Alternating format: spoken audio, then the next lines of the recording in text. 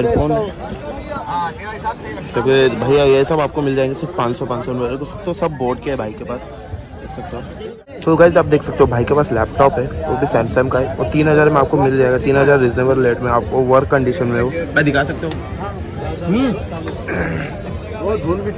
देख सकते हो ये लैपटॉप है भाई, वर्क कंडीशन में। ये पता नहीं, हम चेक नहीं भाई ये पता नहीं वर्क कंडीशन में है या नहीं, पता नहीं। वो भी 3000 में भाई, सेम है, सेम आप देख सकते हो। तो